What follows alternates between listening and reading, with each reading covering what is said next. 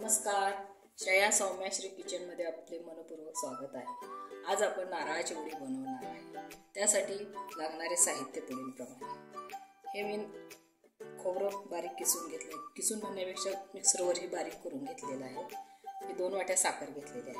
आता आपण काय करू, कढईमध्ये आपण 2 चमचे तूप घालून घेऊ। हा मोठा चमचा बनवून घेतलेला आहे, मी 1च चमचा घातले। तूप वितळते। आता याच्यामध्येच आपण खोबऱ्याचा किस मोजून घेऊ।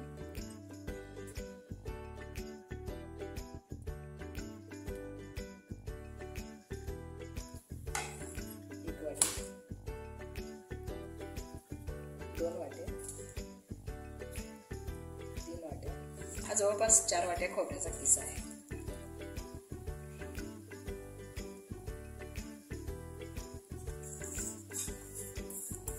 आपण जेवढा किस घेतो त्याच्या अर्धी साखर घ्यायची। हे 4 वाट्या खोबऱ्याचा किस आहे, तर मी ही 2 वाट्या ह्या वाटीनेच मोजून 2 वाट्या साखर घेतलेली आहे। आता थोडंसं आपण गॅसवरती याला परतून घेऊ।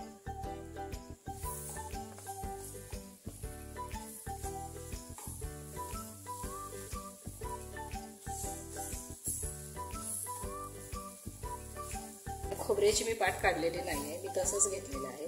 तुम्हाला जर पांढऱ्या शुभ्र वड्या आवडत असतील तर खोबऱ्याच्या पाठीमागचा जे काळपट भाग असतो तो काढून घेऊ शकता।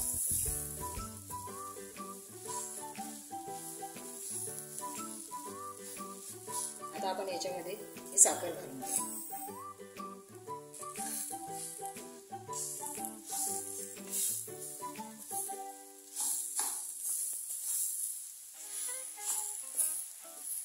खोबऱ्याची वडी बनवण्यासाठी काही जास्त साहित्य लागत नाही, 2 ते 3 साहित्यातच ही वडी तयार होते।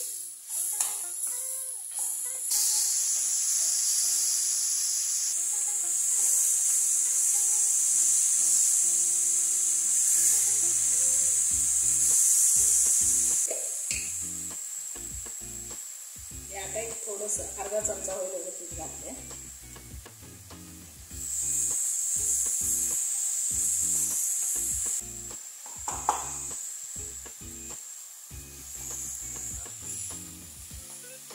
आता आपल्याला 4 ते 5 मिनिट झालेले आहेत, पण अजून आपलं हे मिश्रण तयार झालेलं नाही।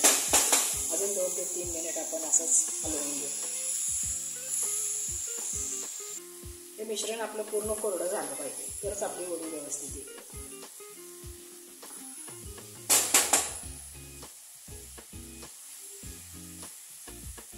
आपण चेक करून बघूया, अजून नाही आहे आपले हे हाताला चिकटतंय। अजून 1 ते 2 मिनिट आपण असं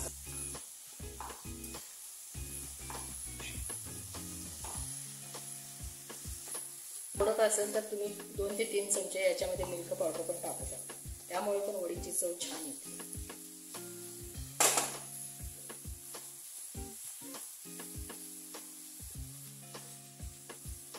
आता आपले वडीचे मिश्रण जवळपास तयार होत आलेले आहे। आपण 1च मिनिट आपल्याला ह्याला थोडंसं हलवून घेऊ। पूर्ण कोरडे झालेले आहे। हे अशा पद्धतीने आपण जर गोळा करत असेल ते एका ठिकाणी गोळा होत आहे। आपली जर वडी तयार होत आली तर याच्यामध्ये अजिबात आता ओलावा राहिलेला नाही। आता मी गॅस बंद करून घेते।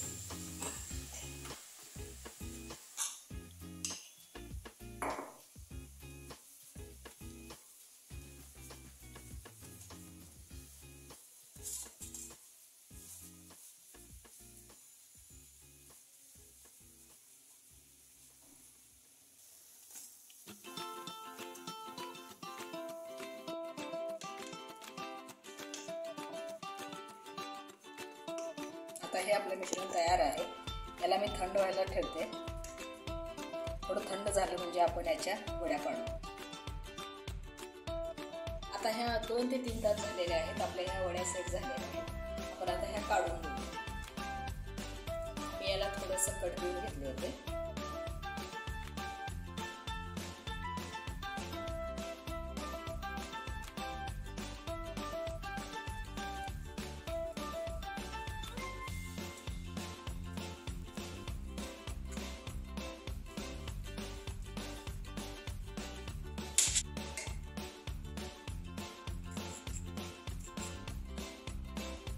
एकदम छान झाले आहेत आपल्या वड्या.